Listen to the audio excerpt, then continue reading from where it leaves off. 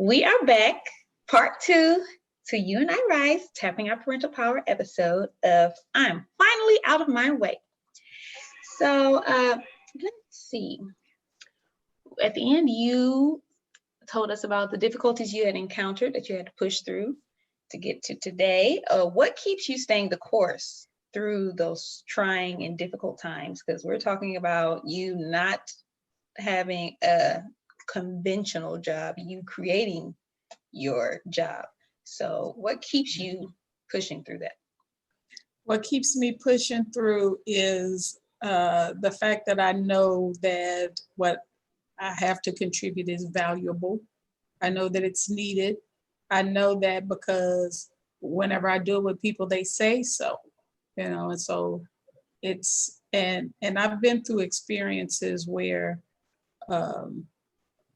I like to do self-discovery types of experiences and whatnot. And so it's often been said that the world needs you.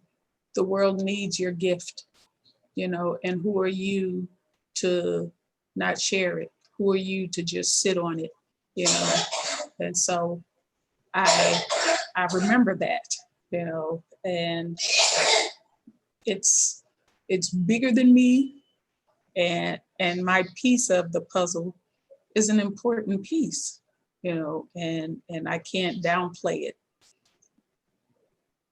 Wow. Allowing my own personal perceptions of, what I think I don't have or what I think I need, and so I'm gonna wait until I get this thing. No, that's not a good enough reason to not move. So I have to because I'm afraid of what will happen if I don't. That is powerful. Okay, thank you for that message. So what do you see as the future for your business? Your business is? My intention is to work myself out of a job. My job is to make it so that this kind of information is not needed anymore, or at least not needed in the way that it's currently trying to be delivered, in the way that I'm currently trying to deliver it. This society doesn't have a process that equips its people to be effective parents.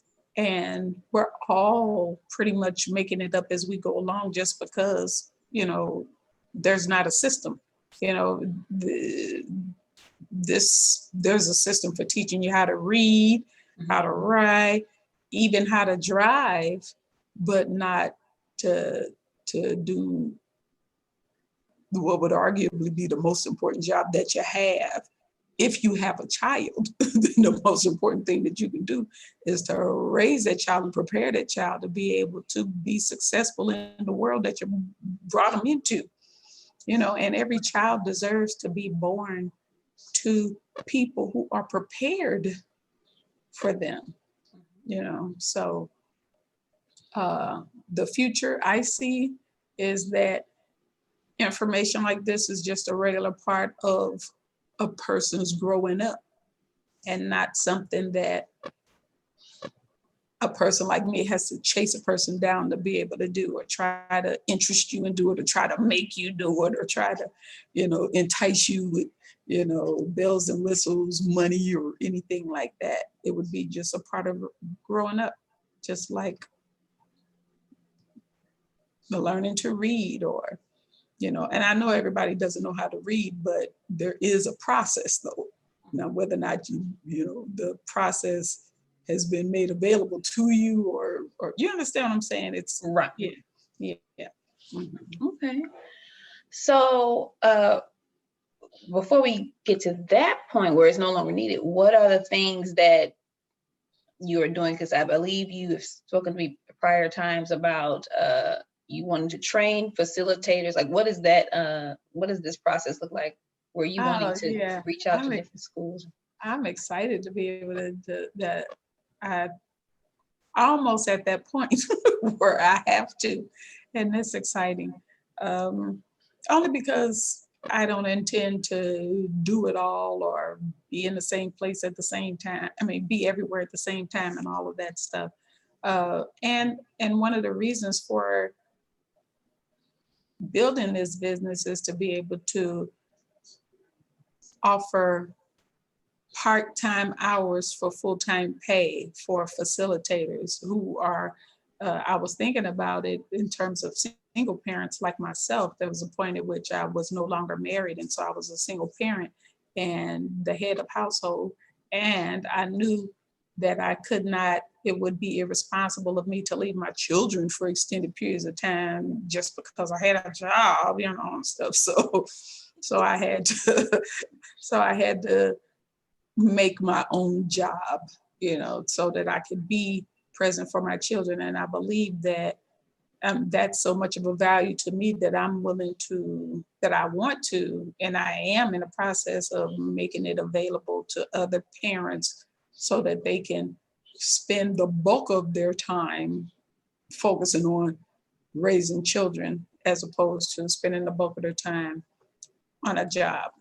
Mm-hmm. So yes, it does involve training facilitators. First, there would be facilitators who've already gone through at least a 12-hour workshop, because that is part of the training. To be a facilitator, you have to go through what your participants will go through. Right. So, yeah. Okay. Absolutely wonderful. I just want to clarify, what is that statistic that about the children and the reading levels? Is it in in St. Louis? Yes, in St. Louis City. 77% of children read below the grade level here in the city in St. Louis public schools. And that's the average of the district. Now, anybody who lives in St. Louis knows that the city is pretty much divided racially. And so on the north side of the city is where predominantly Black people live. And so it's mainly, so the schools on the north side of the city are predominantly Black enrolled. Now in those schools, the percentage is higher, the percentage of children. So when you think about on the south side or in the magnet schools, there are more children who read above grade level, on or above grade level, but then there are other ones. So that means that in north side schools, like 80%, 85% of children read below grade level. So it averages out to be in 77% below grade level. Okay, and it's safe to say that that's one of the driving issues for your programs? That is one of the, yes, that one of the goals for Tapping Our Parental Power is to actually reverse it. Once we actually implement the program, once I actually get implemented to fidelity, then our intention is that in 5 years, we will have at least reversed the ratio where it's at least 77% reading above, on or above grade level, once we've implemented fully. So that is the goal. Mm-hmm. Absolutely wonderful. So how can people support? We need to wrap it up in about 30 seconds. Social media, website, book purchase, volunteer. U&I-RISE.com. That's UANDIRISE.com. And it's basically to learn information about the program, bring the program to your school. If you're a teacher, then I really want to talk to you. If you're a parent, I really want to talk to you. Principals, administrators. Thank you. Thank you for this opportunity, Mrs. Fitzgerald. Thank you for coming to speak with us, Ms. Ambonisye, and we will be speaking soon. Great. Thank you. You're welcome.